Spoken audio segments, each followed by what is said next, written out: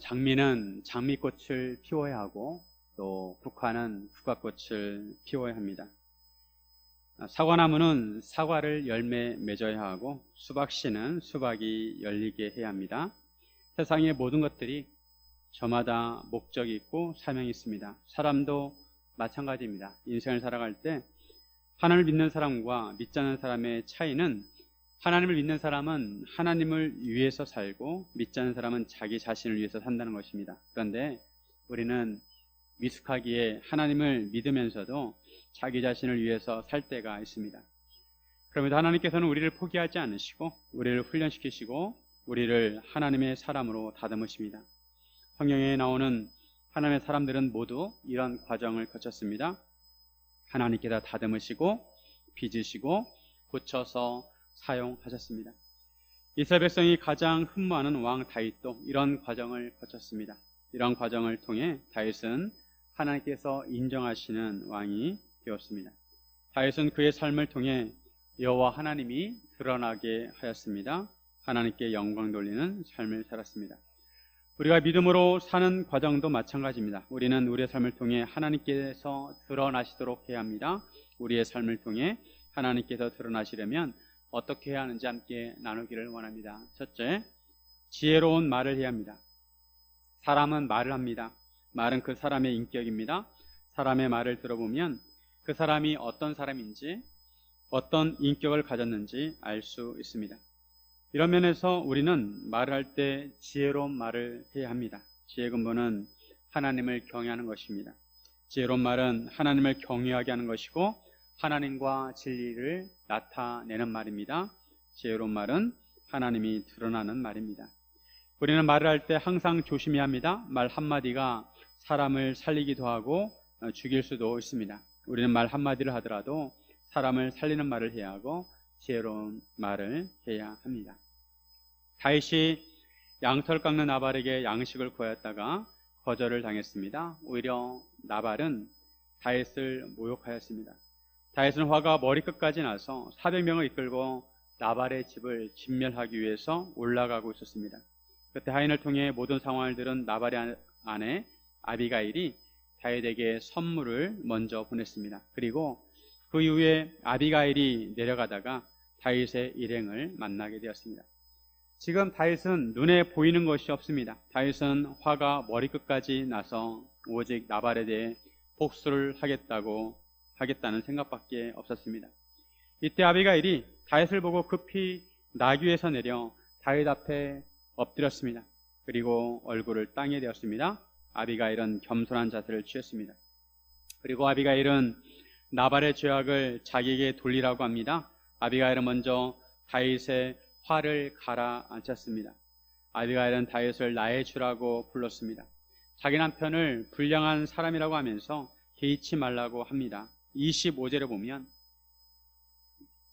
원하옵나니 내 주는 이 불량한 사람 나발을 개의치 마옵소서. 그의 이름이 그에게 적당하니 그의 이름이 나발이라.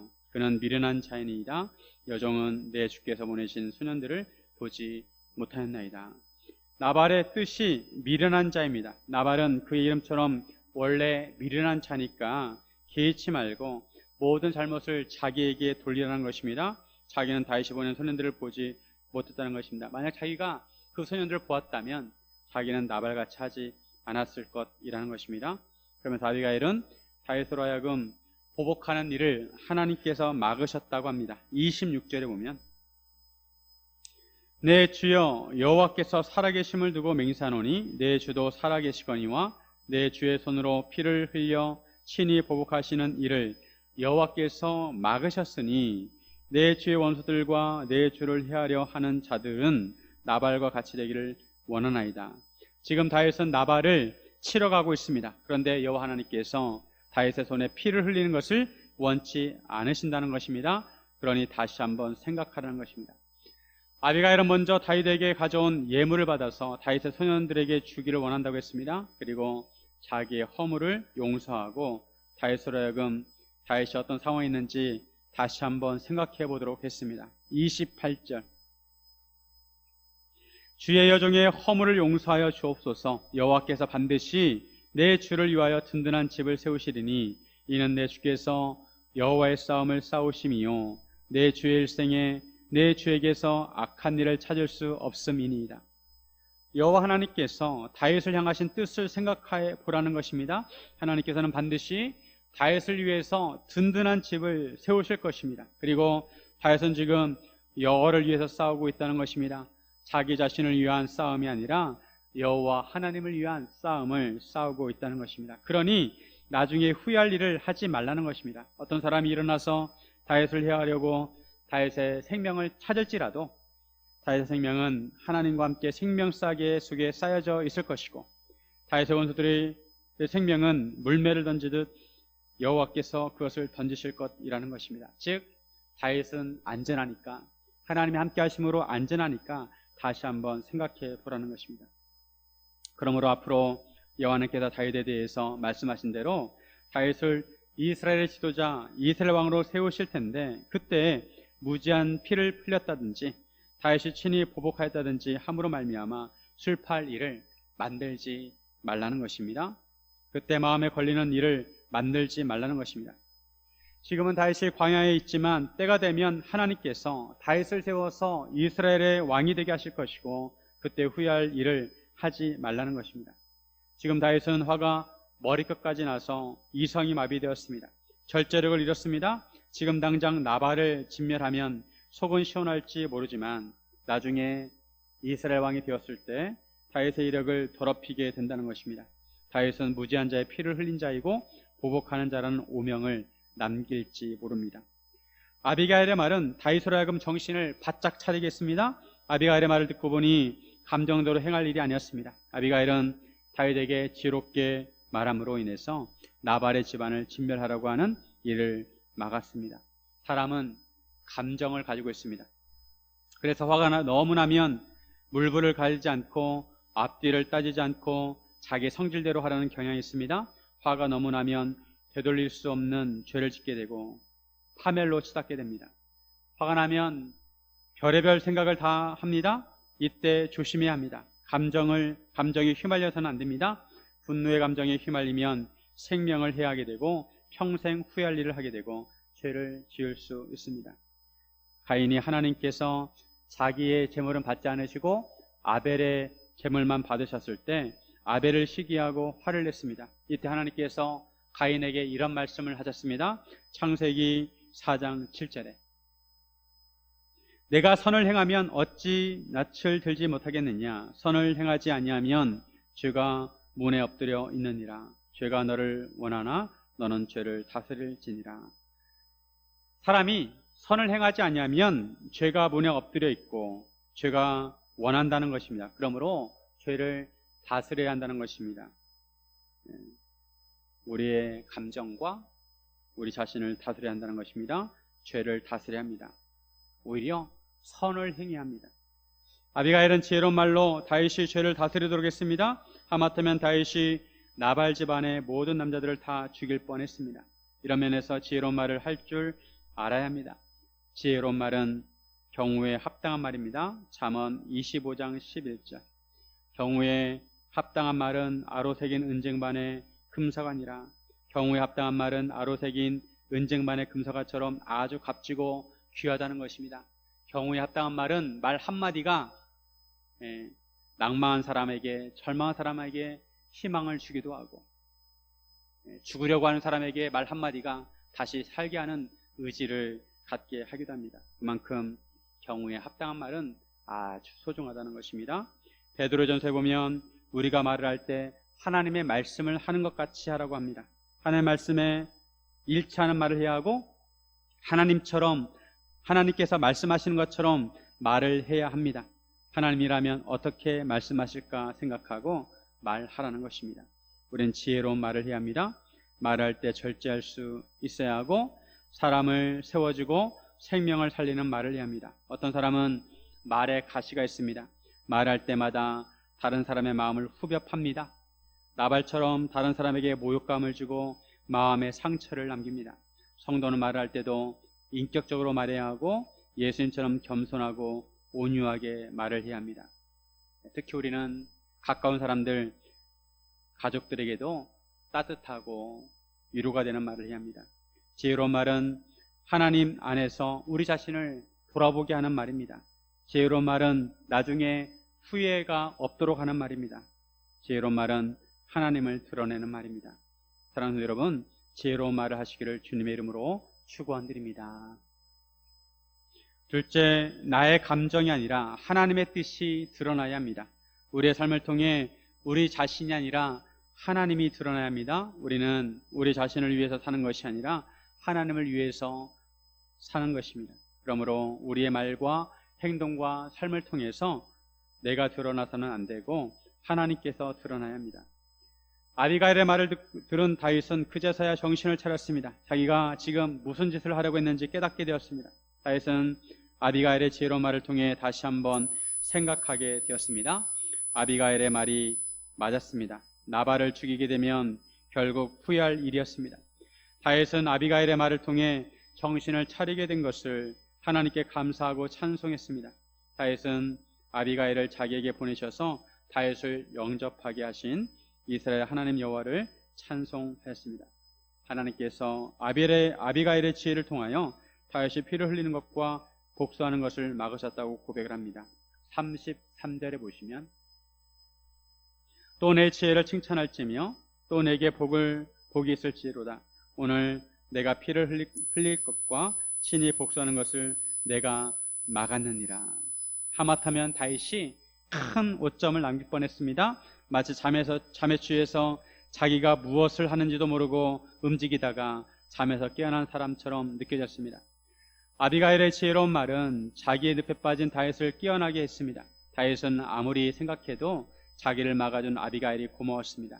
만약 아비가일이 막지 않았다면 다윗은 아침이 밝았을 때 나발에게 한 남자도 남겨두지 않았을 것입니다. 피바람이 불었을 것입니다.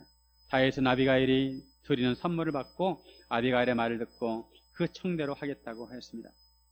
이런 다윗의 모습을 보면 아주 훌륭하다고 할 수가 있습니다. 다윗은 경청할 줄 아는 사람이었습니다. 다른 사람의 말에 귀를 기울일 줄 알았습니다. 그리고 돌이킬 줄 아는 사람이었습니다.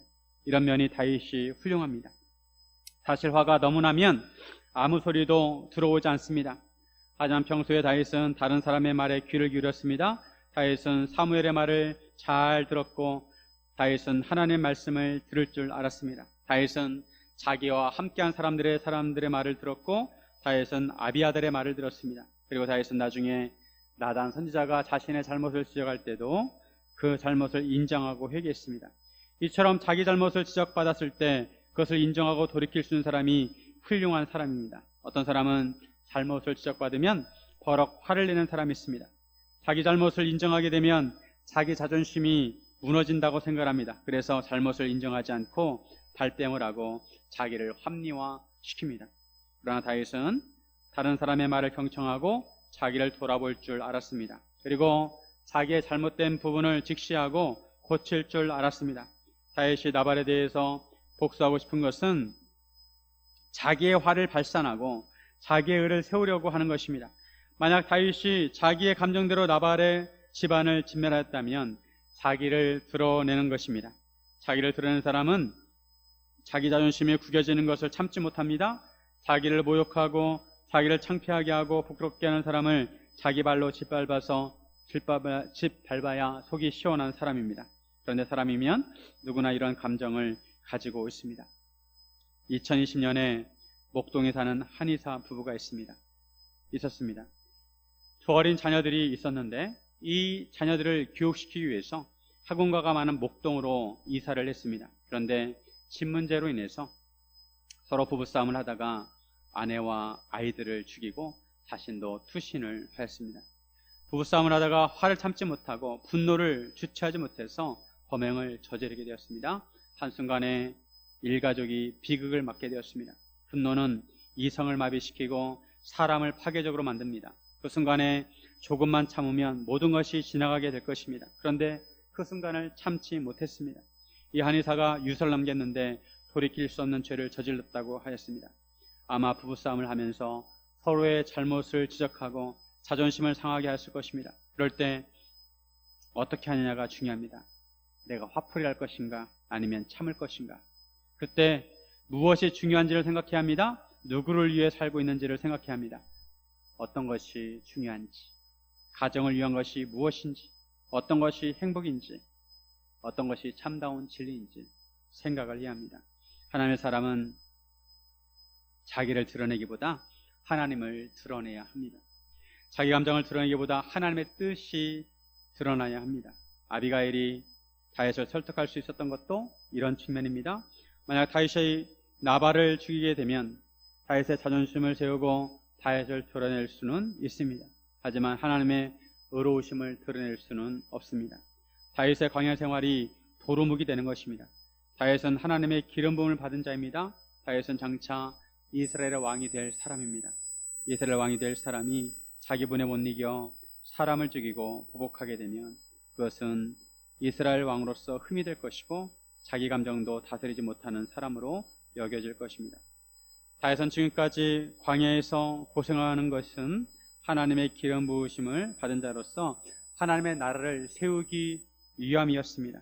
하나님의 의로우심을 나타내기 위해서였습니다. 만약 자기와를 못 이겨 나발을 죽이게 된다면 다윗도 그저 평범한 다른 나라의 왕들과 같은 존재가 될 것입니다. 하지만 아무리 화가 나더라도 하나님의 나라를 위해서 화를 참고 인내하게 되면 나중에 후회할 일이 없게 되고 흠이 될 거리를 만들지 않는 것입니다. 그리고 다윗이 왕이 될 때 그 모든 광야 생활의 고생이 오히려 다윗을 더욱 빛나게 할 것입니다. 하나님께 모든 것을 맡기고 하나님만 의지하고 산 광야 생활이 다윗의 믿음을 더욱 빛나게 할 것입니다. 그리고 하나님께 영광을 돌릴 수 있게 될 것입니다. 그에 반해 나발을 죽인다면 다윗은 광야에서 고생한 삶을 다 까먹게 되는 것입니다. 이런 면에서 우리는 우리 자신을 드러내려고 해서는 안 되고 하나님이 드러나게 해야 합니다. 나의 말과 행동과 삶을 통해 하나님의 뜻과 영광이 드러납니다. 내 감정과 내 성질대로 하면 속은 시원할지 모르지만 나중에 그것이 오점이 되고 흠이 될 수 있습니다. 예수님도 다윗처럼 억울한 입장이셨습니다. 하나님의 독생자로서 하나님의 보내심을 받아 이 땅에 오셨습니다. 그런데 사람들은 예수님을 인정하지 않습니다. 오히려 예수님을 욕하고 비난합니다. 예수님께서 진리를 알지 못하는 유대인들에게 진리를 바로 가르쳐주고 바로 잡아주시는데도 오히려 유대인들은 예수님을 죽이려고 했습니다. 예수님께서 십자가에 못 박혀 계실 때도 사람들은 하나같이 예수님을 조롱했습니다.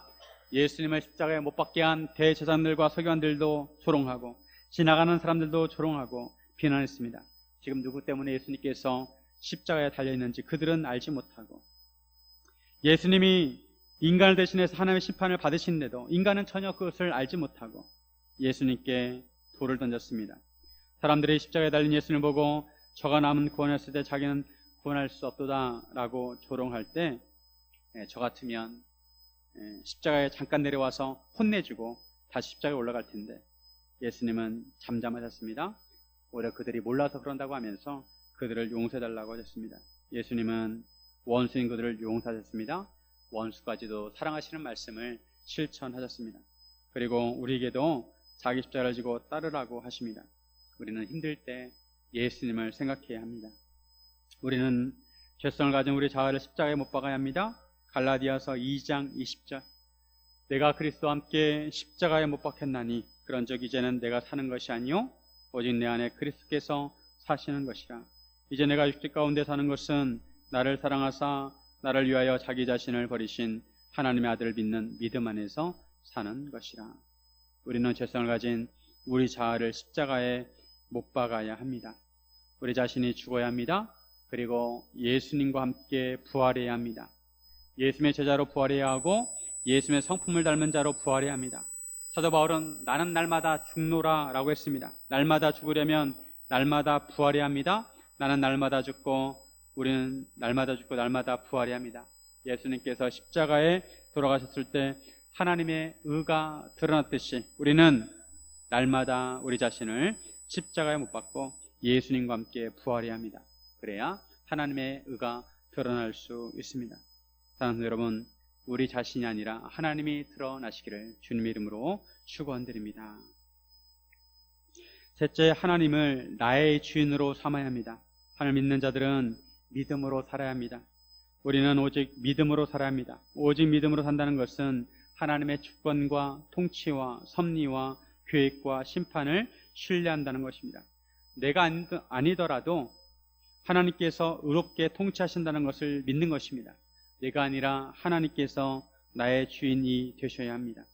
앞에서 다윗은 사울에게 복수하지 아니하고 모든 재판을 하나님께 맡긴다고 했습니다. 그런데 나발에 대해서는 직접 복수하려고 했습니다. 다행히 아비가일의 지혜를 통해서 다윗은 다시 성숙한 믿음의 태도를 가졌습니다. 다윗을 돌려보낸 아비가일이 나발에게로 돌아왔습니다. 나발은 왕의 잔치와 같은 잔치를 그의 집에서 열었습니다. 나발은 장차 이스라엘의 왕이 될 다윗을 능멸하고 오히려 자기가 왕인 것처럼 집안에 왕의 잔치를 열었습니다.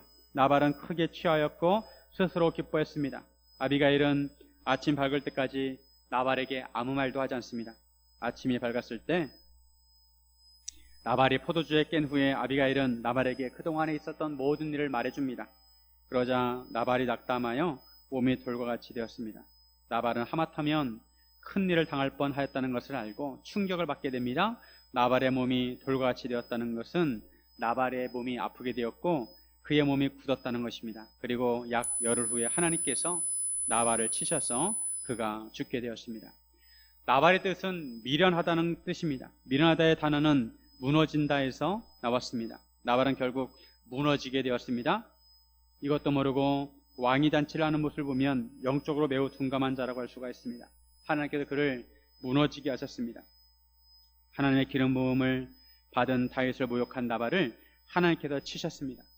다윗은 이처럼 신원해 주시는 하나님을 믿었습니다. 다윗은 자기가 손을 대지 않고 하나님께 맡겼을 때 의로우신 하나님께서 해결해 주신 것을 보고 하나님을 찬송합니다. 39절에 나발이 죽었다함을 다윗이 듣고 이르되 나발에게 당한 나의 모욕을 갚아주사 종으로 악한 일을 하지 않게 하신 여호와를 찬송할지로다. 여호와께서 나발의 악행을 그의 머리에 돌리셨도다 하니라. 다윗이 아비가일을 자기 아내로 삼으려고 사람을 보내어 그에게 말하게 하며 자기가 복수를 할 수 있었지만 그 모든 것을 하나님께 맡겼을 때 하나님께서 모욕을 갚아주셨습니다. 모욕을 갚아주셨다는 것은 신원해 주셨다는 것입니다. 신원한다는 것은 공정하게 재판을 한다는 것입니다. 즉 억울한 자의 억울함을 풀어주신다는 것입니다. 다윗이 하나님께 모든 것을 맡겼을 때 하나님께서 공정하게 재판하시고 그의 억울함을 풀어주셨습니다. 사실 억울하지 않은 사람은 아무도 없을 것입니다. 다 누구나 억울한 사연이 있습니다. 하지만 믿는 자는 그것을 믿음으로 해결해야 합니다. 내가 나의 이름을 위해서 살면 나의 인생이 되지만 내가 하나님의 이름을 위해 살면 하나님께서 나의 주인이 되어주시고 나는 하나님의 자녀로 살게 됩니다. 내가 나의 문제를 내가 끌어안고 가면 나 혼자 사는 삶이 되지만 내가 나의 문제를 하나님께 맡겨드리면 하나님께서 우리의 변호인이 되셔서 모든 문제를 의롭게 해결해 주십니다. 시편 140편 12절 같이 한번 읽습니다. 내가 여호와는 고난당하는 자를 변호해 주시며 그 자에게 정의를 베푸시리이다. 그뿐 아니라 하나님께서 우리와 동행하시고 우리를 위로해 주시고 의로운 길로 인도해 주십니다.